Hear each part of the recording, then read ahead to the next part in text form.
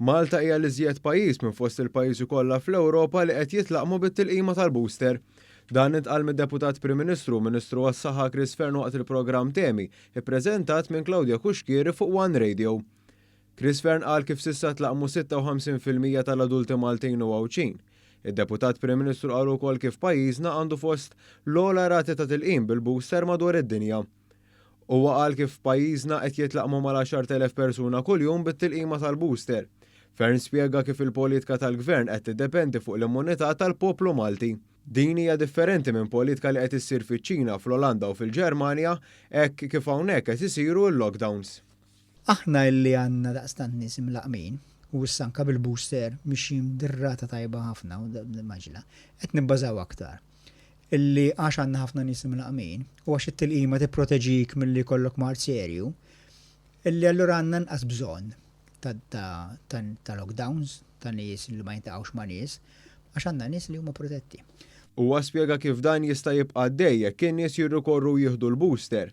Id-Deputat Prim Ministru qal kif il-każijiet ta' pazjenti rikoverati fl-isptar minħabba l-COVID-19 għadhom stabbli. Il-Ministru għas-Saħħa qal kif dan dejjem se jiddependi fuq kemm nies adulti mill-popolazzjoni se jieħdu d-doża tal-booster. Qal kif l-effetti tal-booster huma żgħar bħalma jiġri f'tilqim ieħor.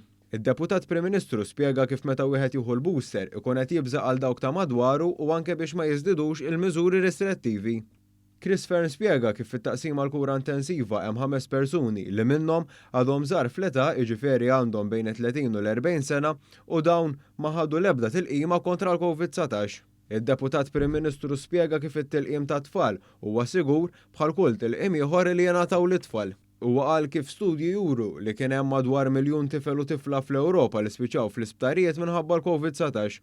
Dwar il-miżura li mit-17 ta' Jannar biex tidħol fi stabbilimenti differenti trid tidħol b'ċertifikat tal-vaċċin validu, id-Deputat Prim Ministru spjega kif l-avviż legali se jinkludi xi eċċezzjonijiet. Fost dawn hemm dawk li huma taħt 18-il sena, hekk kif qatt m'hemmx doża tal-booster approvata għal din il-kategorija ta' età. Ma dawn hemm ukoll dawk in-nisa li għadhom fl-ewwel 3 xhur ta' tqala. Għal xi ħadd li jkun pożittiv għal perjodu ta' 6 ġimgħat wara għax aħna il-parir ikun li ma jħux il-booster f'dak il-perjodu, xorta jkun jista' jkollu ċertifikat tal-vaċċin li huwa validu anka jekk ma jkunx għadu ħal-booster. Id-Deputat Prim Ministru spjega kif l-avviż legali se jkun qed joħroġ fil-ġimgħat li ġejjin. Spjega kif meta wieħed se jidħol fi stabbilimenti ta' divertiment se jkunu qed jiċċekkjaw il-QR code fuq iċ-ċertifikat tal-vaċċin li huwa wieħed sigur u jaqbad dawk li jiffalsifikawh. Jekk ikun hemm xi każijiet hekk, id-Deputat Prim Ministru spjega kif dawk il-ħaddiema li jaħdmu fl-istabbilimenti li biex tidħol fihom se jintalab ċertifikat tal-vaċċin validu, l-istess ħaddiema jridu jkunu mlaqma wkoll biċ-ċertifikat tal-vaċċin validu.